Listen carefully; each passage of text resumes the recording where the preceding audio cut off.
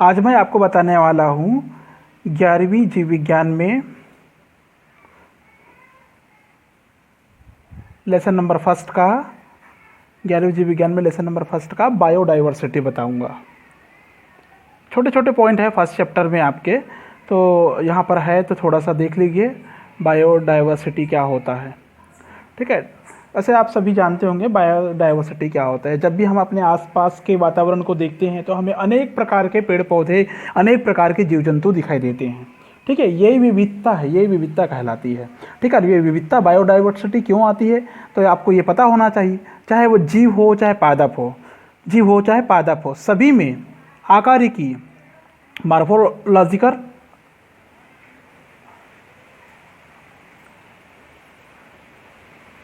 आकारिकी, व्यवहारिकी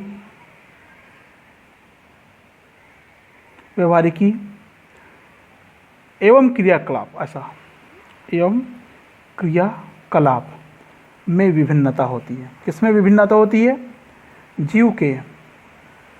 जीव में आकारिकी, व्यवहारिकी एवं क्रियाकलाप में विभिन्नता होती है। समझ में आ गया? ये जो विभिन्नता है, ये विभिन्नता ही हमें ये बताती है कि संपूर्ण भूभाग पर, संपूर्ण जीवमंडल पर जितने भी प्रकार के एनिमल्स है, सब में पर्याप्त विविधता पाई जाती है। ठीक है, वर्तमान में प्राप्त आंकड़ों के अनुसार, ये थोड़ा सा जानना चाहिए आपको, चूँकि जीव विज्ञान के विद्यार्थी हैं आप लोग, तो वर्तमान में लगभग 10 लाख पादप प्रजाति है, 10 लाख पादप प्रजाति है। कितने? पादप एवं जंतु का नामकरण किया जा चुका है। 10 लाख प्रकार के पादप प्रजाति और इसी में है जंतु का नामकरण किया जा चुका है। जंतु और पादप को मिलाकर लगभग 10 लाख प्रकार।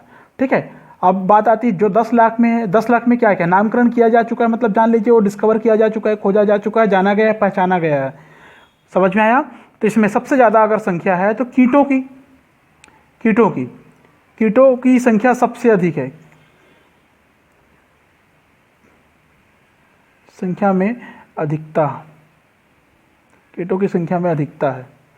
समझ में आ गया? कीटों की संख्या में अधिकता है मतलब सबसे ज़्यादा कीट है। उसके बाद में प्रोटोजोअन्स है, लगभग 30,000। कितना? 30,000। ठीक है, निडेरिया आप लोग सुने होंगे, सिलेंट्रेटा संघ का निडेरिया, 9,000 जाति। आर्थ्रोपोडा जानते होंगे आप लोग, छोटे मोटे कीड़े मकोड़े, मक्खी, मच्छर,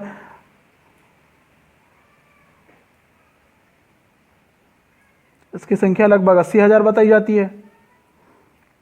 ठीक है, अन्य में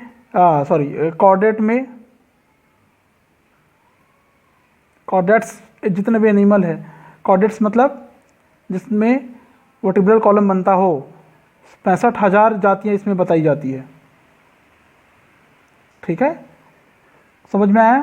तो देखिए इतनी सारी संख्या में एनिमल्स डिस्कवर किया जा चुके हैं। ये केवल एनिमल है ना, प्लांट नहीं, इसमें याद रखिए।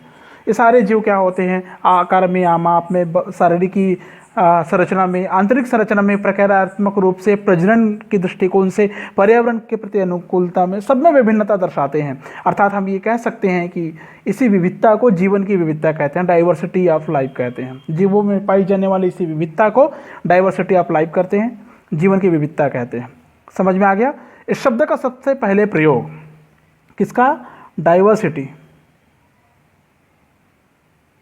मैं कहता हूं बायोडाइवर्सिटी शब्द का सबसे पहले प्रयोग एक साइंटिस्ट वाल्टर जी रोजन के द्वारा किया गया। ठीक है, 1986 में। किसके द्वारा किया गया था? वाल्टर जी रोजन के द्वारा किया गया था 1986 के लगभग। ठीक है, इन्होंने सूक्ष्म जीव के और विविध प्रकार के जीवों के लिए विविधता शब्द का प्रयोग किया था। क्लियर है? अब समझ गए होंगे।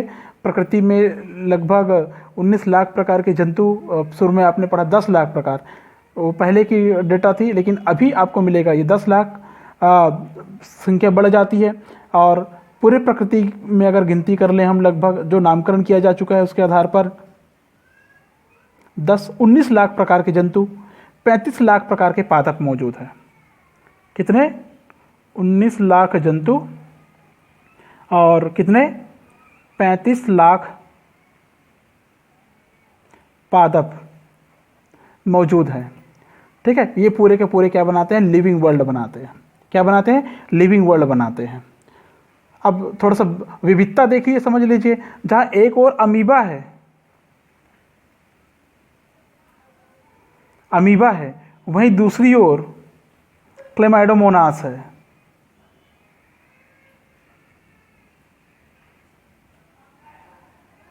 क्लेमाइडोमोनास है अमीबा। ये अमीबा और क्लेमाइडोमोनास, अमीबा एनिमल में गिनती करते हैं, सूक्ष्म जीव, ठीक है, और क्लेमाइडोमोनास को हम प्लांट में गिनती करते हैं, सबसे छोटा। ठीक है, सबसे छोटा ये स्मॉलेस्ट। ठीक है, अब हम लोग बिगेस्ट में जाएं, सबसे बड़ा बृहद, मतलब ये सूक्ष्म जीव हो गया। ठीक है ना, अत्यंत सूक्ष्म जीव है ये, सच सूक्ष्म जीव की में गिनती करते हैं इसकी। इसके बाद आता है, अगर हम लोग कहेंगे एलिफेंट, पृथ्वी का सबसे बड़ा, और ब्लू व्हेल। ब्लू व्हेल ये कुछ ऐसा एनिमल है जो पूरी पृथ्वी पर सबसे बड़े हैं। अब विविधता देखिए, यहाँ से यहाँ तक, अमीबा से एलिफेंट तक, क्लेमाइडोमोनास से रेडवुड जैसे वृक्षों तक, रेडवुड। ठीक है, कैलिफोर्निया में पाई जाने वाली यूकेलिप्टस, इकोलिप्टस आपने सुने होंगे, पढ़े भी होंगे। ठीक है, आगे आता है कि हम वर्गीकरण क्यों करते हैं। ये जो आपने संख्या पढ़ी और देखे, ये विविधता पता चला, हमको कैसे पता चला? ये विविधता हमको पता चलता है वर्गीकरण से। किसके कारण पता चलता है? वर्गीकरण से हमको पता चलता है, क्लासिफिकेशन के द्वारा पता चलता है। अब मैं कहूँगा क्लासिफिकेशन क्या है, वर्गीकरण क्या है? तो वर्गीकरण क्या है? जीवों को पहले खोजते हैं। क्या करते हैं? खोजते हैं, पहचानते हैं। ठीक है, नाम देते हैं, गुण और आदत को पता लगाकर, किस गुण व आदत के अनुसार नाम दे देते हैं। ठीक है, और अंत में उसको समूहबद्ध करते हैं। समूहबद्ध करना वर्गीकरण है, वर्गीकरण कहलाता है। ठीक है, मैं बोल देता हूँ एक बार। जीवों को खोजने, पहचानने, उन्हें उनकी गुणों के आधार पर, गुण और आदत के आधार पर एक निश्चित नाम देने और एक निश्चित वर्ग समूह में रखने का कार्य वर्गीकरण कहलाता है। याद रखेंगे, पहले खोजते हैं, पहचानते हैं, उसके गुणों का अध्ययन करते हैं, उसके बाद में एक निश्चित नाम देते हैं, नाम देने के बाद एक निश्चित वर्ग समूह में उसको रख देते हैं। ये पूरी प्रक्रिया जिसके अंतर्गत की जाती है या किया जाता है, ये कहलाता है वर्गीकरण। क्या कहलाता है? वर्गीकरण कहलाता है। ठीक है, कारण ये है कि जितने भी इतने प्रकार के विविधता वाले जो जीव है, इनको हम एक साथ ना पहचान सकते, ना इसका अध्ययन कर सकते हैं। अर्थात संपूर्ण जीवन काल में से संभव नहीं हो सकता। हो सकता है क्या? नहीं हो सकता। ये आप भी जानते हैं, इतने सारे एनिमल्स भाई हम कैसे ऑब्जर्व करें एक बार में, एक ही जीवन में, सीधी सी बात। ठीक है, तो अध्ययन के लिए आवश्यक ये हो जाता है कि हम उसका नामकरण करें, उसका वर्गीकरण किया जाए। ठीक है, समझ में आ गया ना? इसलिए मनुष्यों ने ये एक तकनीक ईजाद की है अध्ययन के कारण, उनके लगातार ऑब्जर्वेशन के कारण, ताकि हमें अध्ययन में सुविधा हो। ठीक है, हम जीवों को लक्षणों के आधार पर विभिन्न समूह में वर्गीकृत कर सकते हैं। आज समझ में आ गया? क्या कर सकते हैं? वर्गीकृत कर सकते हैं। और यही कारण है कि किसी समूह के अगर एक जीव का अध्ययन करते तो हमें उस समूह के अन्य सदस्यों के बारे में भी जानकारी मिल जाती है, सामान्य जानकारी मिल जाती है, अनुमान लगा सकते हैं कि वाकई में कैसे होगा। जैसे हम मच्छर की संरचना पढ़ते हैं तो हमको मक्खी की भी संरचना लगभग समझ में आ जाएगी, थोड़ी बहुत। समझ में आ गया? अर्थात आप ये समझ सकते हैं कि प्रकृति में उपस्थित सभी प्रकार के जीवों का वर्गीकरण होना अत्यंत आवश्यक है, जो कि जैविक विविधता को बताने में महत्वपूर्ण योगदान देता है। इसीलिए हम लोग कहते हैं, क्या उद्देश्य है? AIIMS and importance, AIIMS and importance of classification, AIIMS and importance of classification. क्या उद्देश्य है, क्या महत्व है? तो शॉर्ट में समझिए इसके उद्देश्य और महत्व को। क्या क्या कर सकते हैं हम लोग। सबसे पहले तो जान लीजिए विविधता को समझने में आसानी होती है। किसको? विविधता को समझने में। अगर ये हमको नहीं पता होता कि कैसे क्लासिफिकेशन करते हैं तो हम ये विविधता को नहीं समझ पाते हैं। समझ में आ गया? जीवों को पहचानने में, आइडेंटिफाई करने में हमें मदद करती है, पहचानने में। क्लियर है? प्राकृतिक संबंधों की जानकारी मिलती है कि प्रकृति से किस प्रकार का संबंध रखता है। जैसे आपको पता है कि मनुष्य का प्रकृति के साथ क्या संबंध है, आपको पता है ना। ठीक वैसे ही हमें ये पता चल जाता है कि किसी जीव का प्रकृति के साथ क्या संबंध है।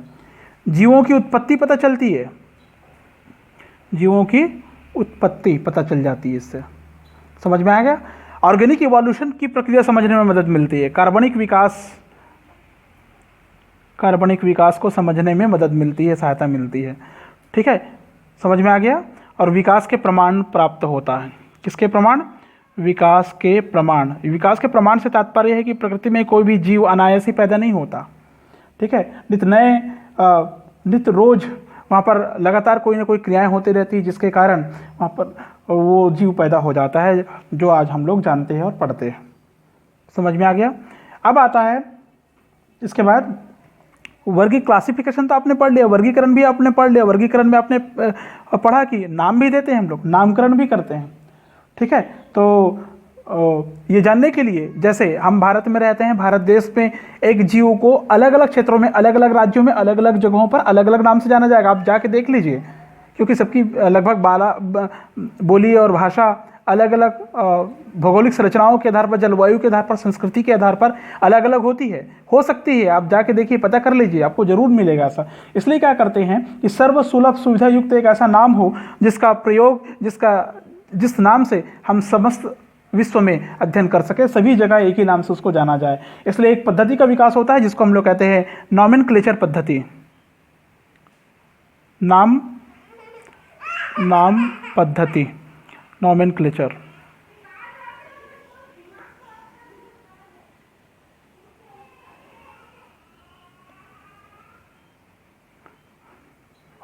नाम पद्धति अर्थात नाम देने की प्रक्रिया। क्या देने की प्रक्रिया? नॉमेनक्लेचर बोलते हैं जिसको हम लोग, नाम देने की प्रक्रिया। तो नाम पद्धति क्या है? नाम पद्धति में वैज्ञानिकों के द्वारा अध्ययन के बाद में दी जाने वाली वह नाम है जो पूरे विश्व में एक ही होती है, अर्थात एक ही नाम से आप उसको जान सकते हैं, एक ही नाम से आप उसका अध्ययन कर लेंगे। इसके लिए क्या किए, दो समिति बनाई गई। दो समिति है अभी, एक है ICBN और दूसरा है ICZN। ICBN का पूरा नाम है international code of botanical nomenclature. क्या है इसका? International code of botanical nomenclature. समझ रहे होंगे आप लोग? फिर से रिपीट कर रहा हूं, इंटरनेशनल लिख देता हूं, international code of botanical nomenclature. ठीक है, और इसका आता है इंटरनेशनल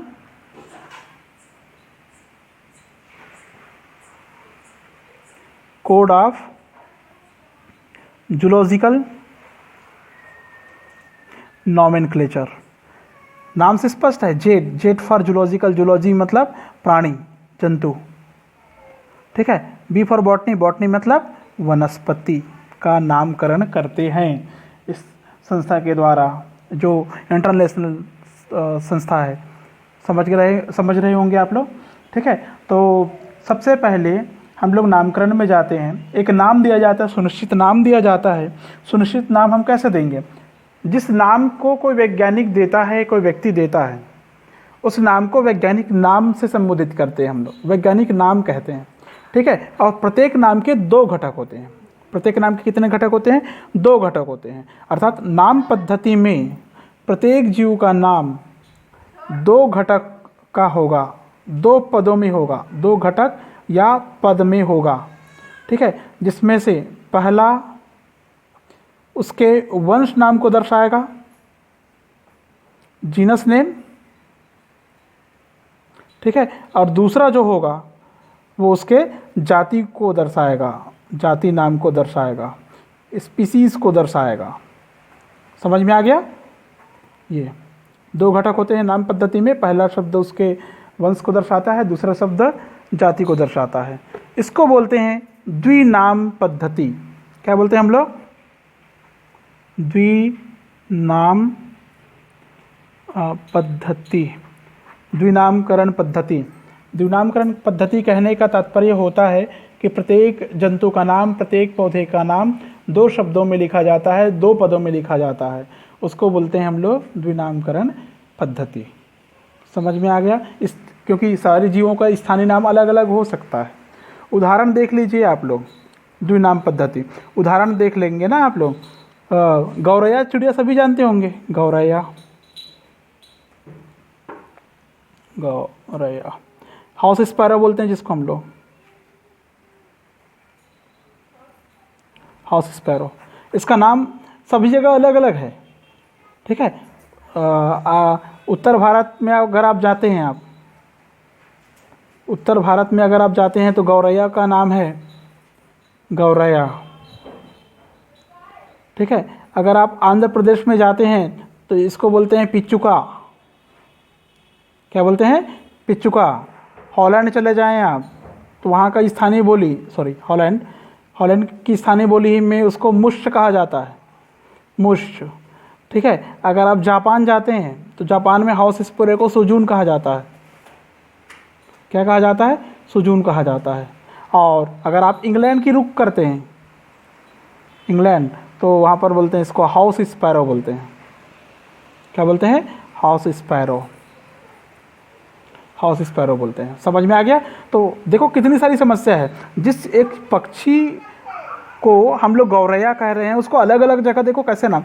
चलो विश्व की बात तो अलग है, ये भारत में ही अलग अलग हैं, है ना। भारत में उसके नाम अलग अलग हो जाते हैं। तब इस स्थिति में ये जरूर है और जाहिर है कि उसका एक ही नाम होना चाहिए जो सारे विश्व में प्रचलित हो, ठीक है। इसी समस्या से बचने के लिए, ताकि स्थानीय या वर्निकुलर नाम से बचने के लिए सारे अंतर्राष्ट्रीय स्तर पर सारे जीवों का एक नाम दिया गया जिसका नाम है वैज्ञानिक नाम, साइंटिफिक नेम, ठीक है। और इस समस्या के लिए सबसे पहले जिन्होंने नामकरण किया था और जिसको नामकरण करने का श्रेय जाता है उसको कैरोलस लीनियस के नाम से जाना गया है।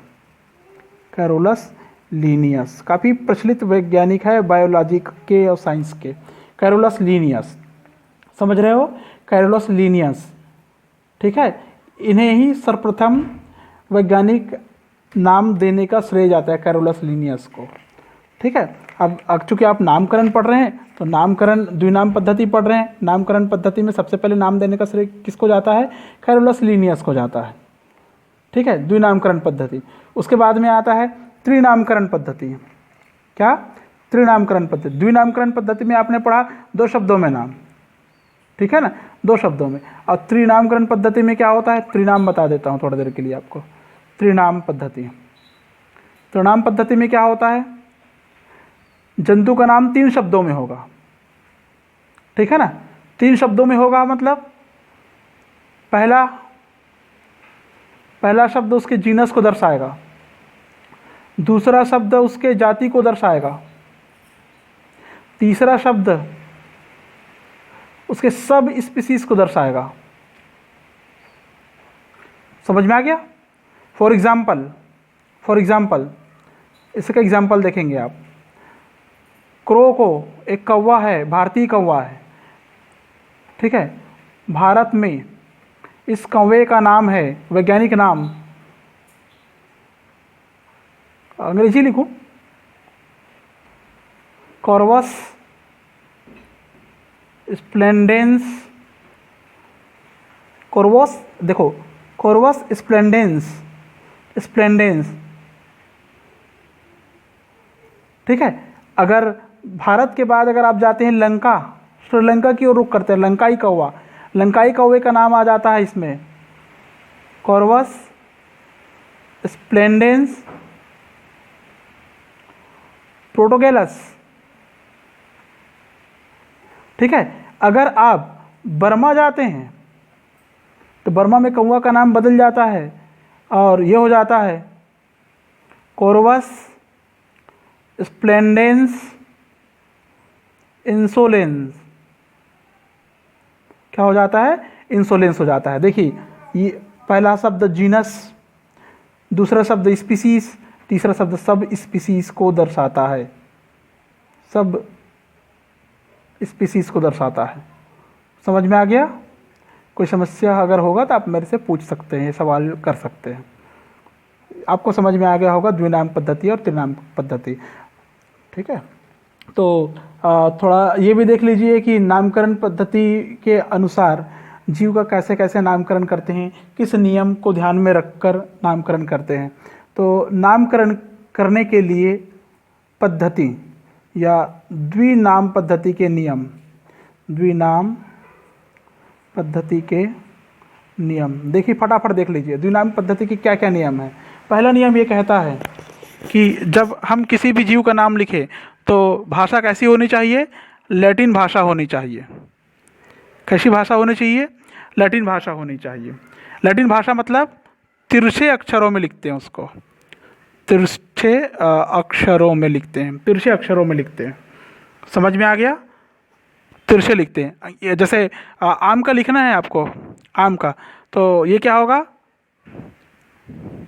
Mangifera indica. ठीक है, ये लगभग तिरछे तिरछे ऐसा लिखते हैं। हिंदी में लिखना हो तो उसको बोल्ड लेटर में लिखते हैं। मैं दूसरा लिख देता हूँ। हिंदी में अगर लिखना हो तो कैसे लिखेंगे? हिंदी में बोल्ड, बोल्ड मतलब गहरे,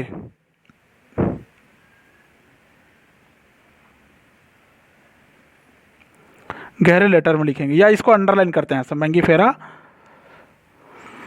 इंडिका ऐसा अंडरलाइन कर देते हैं। ठीक है, समझ में आया? अंग्रेजी में समझ में आ गया होगा। ठीक है, वंश नाम का पहला अक्षर, वंश नाम का जो पहला अक्षर होगा वो हमेशा कैपिटल होगा, कैपिटल। ठीक है, जैसे मैंगीफेरा देखिए आप, मैंगीफेरा इंडिका में इसमें एम कैपिटल है, एम क्या है? कैपिटल है। समझ में आया? जाति नाम का पहला अक्षर जो होगा वो कैसा होगा? स्मॉल लेटर का होगा, स्मॉल लेटर। ठीक है, इंडिका देख लीजिए, इंडिका आई, आई का इंडिका, इंडिका का आई ऐसा देख लीजिए। समझ में आया? कोई समस्या अगर नहीं होगा तो मैं इसमें आगे बढ़ता हूँ। अगर समस्या होगा तो आप मुझे कमेंट करके बता देंगे या मुझे मैसेज कर देंगे, मैं इसको और क्लियर कर दूंगा। समझ में आया?